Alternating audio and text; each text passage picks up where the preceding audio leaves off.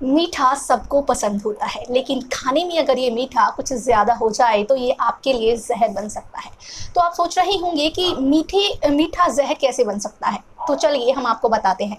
आज हम बात करेंगे डायबिटीज़ के बारे में और जानेंगे कि आखिर ये डायबिटीज़ क्या है और क्यों होती है। इसी विषय पर हमारे साथ जुड़ी हैं डॉक्टर अंजू गुप्ता। तो चलिए मिलते हैं उनसे और जानते हैं डायबिटीज़ के बारे में।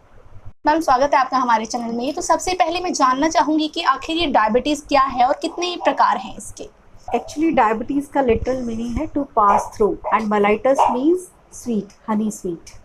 क्योंकि प्रॉब्लम डायबिटीज़ में ये होती है कि हमारी जो ब्लड ग्लूकोज लेवल्स हैं, शुगर लेवल्स जो बॉडी में होते हैं वो बहुत ज़्यादा बढ़ जाते हैं और वो जो शुगर है वो हमारे यूरिन में पास होनी शुरू हो जाती है। उसको हम डायबिटीज़ मलाइटस कहते हैं। बेसिकली डायबिटीज़ दो तरह की होती है, टाइप 1 एंड टाइप 2। टाइप 1 जो होती है वो यंगर लोगों में होती है और उसमें कारण ये होता है कि पैनक्रियास में हमारी इंसुलिन जो नाम का हार्मोन होता है वो बनता ही नहीं है, कम बनता है या बनता ही नहीं है। तो उसको कहते हैं इंसुलिन डिपेंडेंट डायबिटीज़, क्योंकि उसमें हमें पेशेंट को इंसुलिन ही देनी पड़ती है, तभी वो पेशेंट ठीक हो पाता है। एंड एक होती है टाइप 2 डायबिटीज़। टाइप 2 डायबिटीज़ में जो प्रॉब्लम होती है वो हमारी बॉडी का ऑर्गन्स जो होते हैं वो इंसुलिन को रिस्पॉन्ड नहीं करते हैं, उसको टाइप 2 डायबिटीज़ कहते हैं। और उस रिस्पॉन्स ना आने के कारण हमें उस शुगर को कंट्रोल बाहर से करना पड़ता है मेडिसिन के साथ। और क्योंकि टारगेट इंसुलिन जो रिएक्ट कर रही है ऑर्गन्स एंड ऑर्गन्स पे रिएक्ट नहीं कर पा रही है, तो इसलिए ग्लूकोज लेवल्स बढ़ते रहते हैं और शुगर लेवल्स ब्लड में ज़्यादा होने के कारण डायबिटीज़ मेलाइटस हो जाता है। ये वर्ल्ड वाइड बहुत बड़ी प्रॉब्लम है। अराउंड 420 मिलियन पीपल इससे अफेक्टेड हैं। 108 मिलियन थे लोग 1980 में, लॉन्ग बैक, और अब वो बढ़ के 423 मिलियन के करीब हो गए हैं और 4.2 मिलियन ओवरऑल डेथ्स हो जाती हैं due two diabetes, may be directly due two diabetes और ड्यू टू इट्स कॉम्प्लिकेशंस, क्योंकि कॉम्प्लिकेशंस बहुत सारी हैं। कॉम्प्लिकेशंस हमारे हार्ट की कॉम्प्लिकेशंस हैं, कार्डियोवास्कुलर प्रॉब्लम्स हो जाती हैं, न्यूरोपैथीज़ हो जाती हैं, ब्रेन प्रॉब्लम्स हो जाती हैं। इवन हमारे फुट की एम्पुटेशन करनी पड़ती है बिकॉज बहुत सारे अल्सर्स डेवलप हो जाते हैं शुगर के कारण। किडनी में प्रॉब्लम्स आ जाती हैं, किडनी फेलियर्स बहुत डायबिटीज़ में, डायबिटिक पेशेंट्स में किडनी फेलियर हो जाती है, जिसके कारण ये कॉम्प्लिकेशंस जो हैं, एंड रिजल्ट जो होता है उसका पेशेंट का बहुत बैड हो जाता है। डॉक्टर, अगर बात की जाए इसके सिम्टम्स की तो क्या होते हैं, वो कैसे पता चलता है? डायबिटीज़ का सबसे मोस्ट कॉमन सिम्टम्स जो आते हैं वो आप पॉली 3P होते हैं: polyuria, polydipsia and polyphagia. Means patient बहुत सारा पानी पीता है, बहुत ज़्यादा यूरिन पास करता है, उसे बहुत भूख लगती है। That's why it is called diabetes. जो ग्रीक वर्ड था या पुराने किसी जहाँ जहाँ भी इसको हुआ ये डायग्नोज, उनका उसका मतलब होता है तो टू पास थ्रू, क्योंकि पेशेंट उस समय ये पता लगता था कि पेशेंट यूरिन बहुत ज़्यादा पास कर रहा है, तो दैट इज़ कॉल्ड पॉलीयूरिया। तो पेशेंट को प्यास भी ज़्यादा लग रही है, भूख भी ज़्यादा लग रही है और यूरिन भी बहुत ज़्यादा पास कर रहा है। उसका वेट लॉस बहुत ज़्यादा हो जाता है, एकदम से सडनली वेट लॉस हो जाता है। और उसके साथ और कुछ लोगों को बहुत अलग तरह की पिक्चर प्रेजेंटेशन होती है, जैसे किसी को बहुत सारी इचिंग होनी शुरू हो जाती है, किसी को अगर वो बहुत देर बाद आ रहा है तो उसको आंखों में प्रॉब्लम होनी शुरू हो रही है, रेटिनल प्रॉब्लम्स, या उसका वूंड हीलिंग नहीं हो रही, कोई वूंड हुआ है और वो बहुत देर से चले जा रहा है, वो हील नहीं हो रहा, देन द डॉक्टर सेज कि आप शुगर टेस्ट कराइए अपनी, क्योंकि वूंड नहीं हील हो रहा है, वेट लॉस हो रहा है। सो इस तरह के सिम्टम्स के साथ पेशेंट बहुत सारे सिम्टम्स के साथ प्रेजेंट कर सकता है। तो हमें अपना रेगुलर चेकअप ही कराते रहना चाहिए। जी, डायबिटीज़ की जो समस्या है आजकल जो बच्चे हैं या यंगस्टर के हैं बहुत ज़्यादा उनमें देखने को मिलती है, उसका क्या reason? Mainly food habits and our living habits. जो हम लोगों ने आजकल लाइफस्टाइल बनाया है कि लेट उठना, लेट सोना, और ये जो खाना फूड हैबिट्स हैं, ये बाहर के बर्गर खाना, पिज़्ज़ा खाना, जो ये प्रोसेस्ड फूड्स हैं, ये they are very rich in carbohydrates. और कार्ब्स जो हैं वो बहुत बड़ा कारण है कि हमारे डायबिटीज़, क्योंकि वो नहीं हम बर्न कर पाती बॉडी, क्योंकि फ़िज़िकल एक्टिविटी बहुत कम है, रनिंग, वॉकिंग। बच्चों को पहले पीटी होती थी स्कूल में, बहुत कुछ होता था, अब वैसा कोई वो नहीं है। हमारे टाइम में हमें पीटी तो 1 घंटा करनी करनी है, तो that was a kind of physical activity starting from the school. But now a days it is not important. बच्चे लेट तक पढ़ते हैं, लेट तक टीवी देखते हैं, सुबह लेट उठते हैं, तो बच्चों में और बच्चों का फूड हैबिट्स इतनी ख़राब हो गई हैं कि हम लोगों को उसमें आगे चल के उन बच्चों में डायबिटीज़ का डेवलप होना, टाइप 2 डायबिटीज़ जो डेवलप होगी वो इन्हीं बच्चों में आगे जाके, क्योंकि ओबेसिटी हो गई।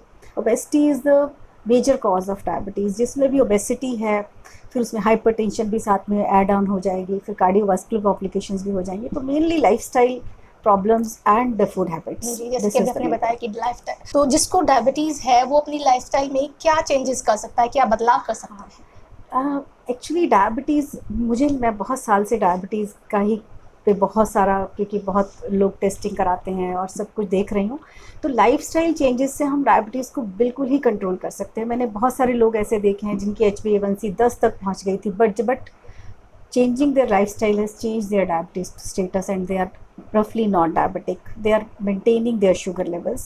तो हमें खाना एक तो पूरा less carbs, less fried things, और ये जो हम सारा चीज़ें ले रहे हैं एक टाइम पे लेना और लेस क्वांटिटी में लेना और बैलेंस डाइट लेना एंड हेल्दी वॉकिंग।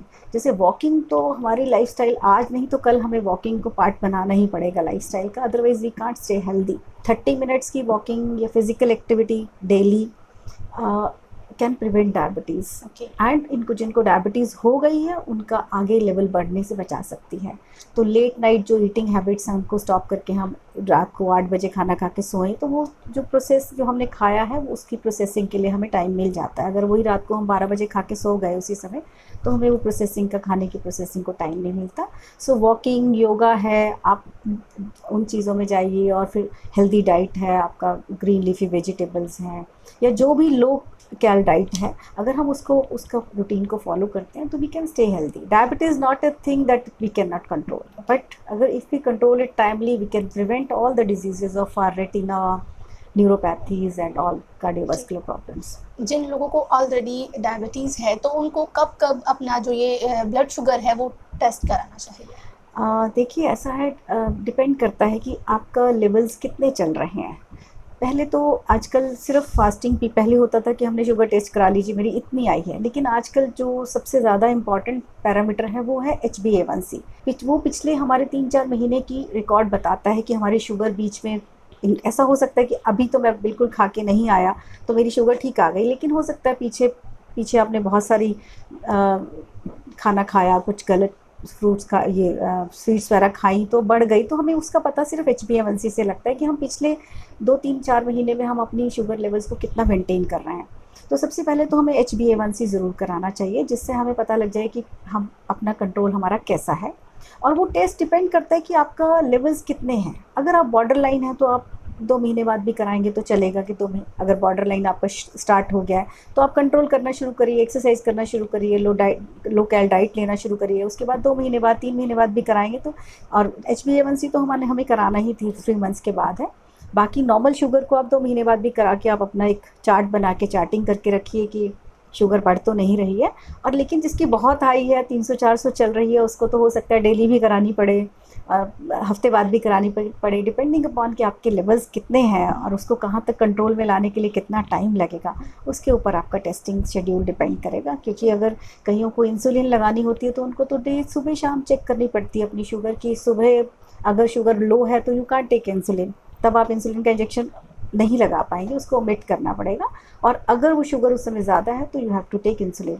जी, हम जैसा कि मैंने अभी पूछा कि जिनको ऑलरेडी डायबिटीज़ है तो आगे जाके उनकी और क्या कॉम्प्लिकेशंस हो सकती है और कैसे वो उनको अवॉइड कर सकते हैं? देखिए, डायबिटीज़ में आर एसोसिएटेड विद मतलब डायबिटिक्स में हमेशा कॉम्प्लिकेशंस होनी लिखी ही हैं अगर वो कंट्रोल नहीं करते हैं शुगर को। सबसे पहली तो आपने सुना ही होगा कि हार्ट पेशेंट्स बहुत कॉमनली डायबिटिक होते हैं, because cardiovascular and diabetes they go hand in hand. Cardiovascular complications जो हार्ट अटैक हैं, ये सब चीज़ें, क्योंकि लिपिड्स हमारे डायबिटीज़ के साथ लिपिड्स भी हमारे डिरेंज हो जाते हैं, तो हमें हाइपरटेंशन है, कार्डियोवास्कुलर कॉम्प्लिकेशंस हैं। फिर हमारे रेटिना को बड़ा डैमेज होता है क्योंकि न्यूरोपैथीज हो जाती हैं, रेटिना डैमेज हो जाता है जिससे आई में प्रॉब्लम हो जाती है। रफली 2.7% ब्लाइंड जो हैं वो बिकॉज ऑफ डायबिटीज़ हैं हमारे ग्लोबली, तो it means it is a major cause of blindness. और फिर हमारे फुट में अल्सर्स हो जाते हैं, वूंड हीलिंग नहीं होती, तो इवन एम्पुटेशन करना पड़ता है हमें फुट का, क्योंकि वूंड की हीलिंग ही नहीं होती।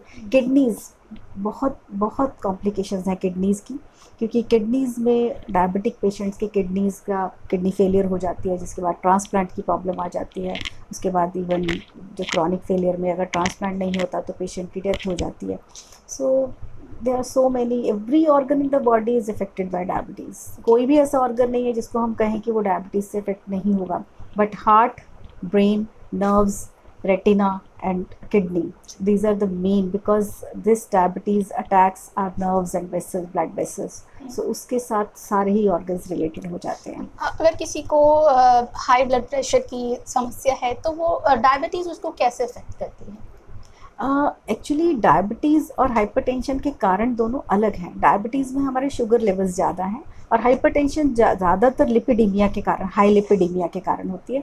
बट हमारी जेनेटिक कॉन्स्टिट्यूशन में ही ऐसा है कि हमारे लिपिड्स इंडियंस के बहुत हाई रहते हैं, और हम उसके बाद अगर हम डायबिटीज़ को भी कंट्रोल नहीं करते तो दोनों ही कॉम्प्लिकेशन मिल के, क्योंकि डायबिटीज़ ब्लड वेसल्स की को डैमेज करती हैं और लिपिड्स वो वहाँ क्लॉट बना के या जहाँ डिपॉजिट हो जाते हैं वहाँ की जाके वेसल को ब्लॉक कर देते हैं। तो दोनों चीज़ें साथ साथ, एक डैमेज कर रहा है वेसल को और दूसरा वहाँ डिपॉजिट कर रहा है, जिसके कारण हाइपरटेंशन हो जाती है और उसके बाद हार्ट की प्रॉब्लम होनी शुरू हो जाती है। माइक्रो वेसल्स जो होते हैं हमारे ब्लड बॉडी के, बहुत छोटे छोटे वेसल्स डायबिटीज़ के कारण डैमेज होते रहते हैं। जी, तो आप सुन रहे थे डॉक्टर अंजू गुप्ता को, जिन्होंने बताया कि डायबिटीज़ क्या है और किस तरीके से ये हो सकती है, और उन्होंने ये भी बताया कि किस तरीके से इस पर कंट्रोल किया जा सकता है। हम तो आपसे बस यही कहेंगे, अगर आपको डायबिटीज़ है तो आप उससे डरे नहीं, बल्कि डटकर उससे लड़े। यकीन मानिए ज़रूर आप उसको मात दे सकते हैं। आज के लिए इतना ही, ऐसे और भी विषय पर हम बातचीत करते रहेंगे। तब तक के लिए जुड़े रहिए पायनियर हरियाणा के साथ।